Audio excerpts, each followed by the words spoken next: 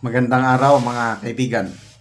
Gusto kong i-share sa inyo ang isang napakagandang post or editorial article na sinulat ni Teo Moreno. Title niya is Take Note, She Takes Note. Ibig sabihin si BP Sara, ang ganda yung pinakita niyang picture. Yan o. Nagsusulat si BP Sara. Anong sinusulat niya yan? So, according to Teo Moreno, sabi niya, the eagle does not only fly, it also takes note. Bakit siya nagtitake note? Ito, sabi niya, BP Sara not just holding the line, she's drawing the battlefield. Oh, parang general yan na ano ng kanyang strategy. And then, sinabi niya, BP Sara positioning herself not just to survive but to win. Dati survival mode siya noon nung sinimula ng impeachment, kinidnap si PRRD, dinala sa Netherlands, yun, survival mode yun. Ngayon, okay, after itong election, dahil sa magandang resulta, yan na, attack, he's now on the offensive. She's now on the move to win. Okay, basahin ko itong article ni Teo Moreno. Sabi niya, only one senatorial candidate from Lakas CMD, Erwin Tulfo, made it to the Magic 12. None from the Partido Federal ng Pilipinas, President Bongbong Marcos Party, won a Senate seat. Ibig sabihin, walay asim si Pangulong Marcos Jr. Dahil yung partido niya may 3 pinatakbong senador, puros inidoro. Si Martin Romualdez naman, 3 ang pinatakbo, 1 lang ang nanalo.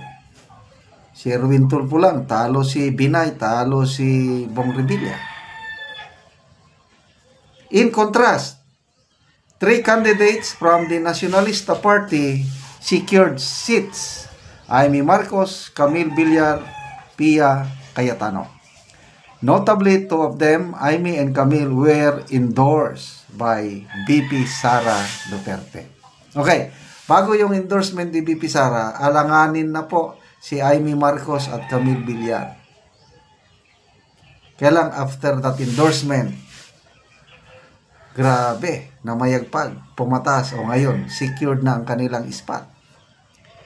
Sabi ni Teo, this speaks volumes about BP Sara's influence and political calculation. Meanwhile, Bam Aquino, often mistaken as a Liberal Party bet, actually left Liberal Party in 2024 and became the chairman of Katipunan ng Nagkakaisang Pilipino, a youth-centered party founded in 2020 by Cavite board member Kirby Salazar. KNP rose to prominence after supporting Leni Robredo, Kiko Pangilinan, Chil Jokno, and Teddy Bagiliat in the 2022 election, but BAM is their first real electoral win. The only true LP candidate this 2025 was Kiko Pangilinan, which explained his strong showing, no vote splitting. Unlike in 2022, the anti-administration votes were more strategically placed. Okay. At the top of the Senate race are 2 PDP Laban veterans, Bongo with over 26 million votes, Bato de la Rosa with around 20 million votes. Rodante Marcoleta, currently ranked 6th, ran as an independent but was adopted by PDP Laban. Ping Lacson, also independent, entered the winning circle. From the Nationalist People's Coalition, NPC, we have Tito Soto and Lito Lapid. Now, here's the clincher. No one from President Marcos' Partido Federal Party made it to the Senate. and only one from House Speaker Romualdez party succeeded. Ito na. Summary. The administration block is shrinking and BP Sara is watching closely. Do you agree? Palubog na, wala nang asim si PBBM and Speaker Martin Romualdez. Yung iba, nanalo sina Ping Lacson, Independent, Tito Soto, Lito Lapid, National People's Coalition, Erwin Tulfo, dahil broadcaster na siya, dahil sa kanyang pangalan. Okay, why does this matter? Sabi ni Teo. Because BP Sara now has the space and leverage to build a stronger, broader coalition for 2028, both in the Senate and House. She's been here before. Okay, nagawa niya na ito. Remember 2018? When si form hugpong ng pagbabago, si forged alliance with PDP Laban, Nacionalista, Lakas CMD, NPC, and others, forming a 13-member Senate slate. The result?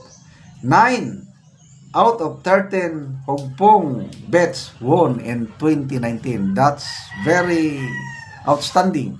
Talaga, yung 8 diritso na inidoro lahat, yung mga dilawan noon. Dahil halos lahat ng kandidato ni then Mayor Inday Sara nanalo noong 2019. At ngayon, gagawin ulit niya yan. Okay. BP Sara knows exactly when to strike. While others wasted their energy attacking her confidential fund and pushing for impeachment, she was watching, taking notes, planning her next move. Strategist talaga itong si BP Sara. Yung bigla niyang pag-endorse kay Senator Amy, then later on kay Camille Villar, nabigla ako doon. But I saw her wisdom. Ayoko sanang iboto si Amy and Villar. Duterte lang ko. Kaya lang, nung nakita ko yung insights o yung strategy ni BP Sara, sabi ko, yes, kailangan natin yan. The 2025 elections laid the foundation for 2028. Agree ba kayo? Yes. And here's the truth. BP Sara Duterte isn't just holding the line. She's drawing the battlefield. Yeah. Nagplaplano na. Attacking na ito. Offensive na siya. Come 2028, it won't be about traditional party levels anymore. It will be a battle of strategic alliances and authenticity. A clash between pretenders and those who've earned their ground. So nakita ko mag-aliado. Yan na, Nacionalista Party, PDP, and yung BP Sara, kung dalhin pa rin niya yung hugpong, 3 yan. Yan ang alliance. Sino pa? Marami nang lalapit sa kanila.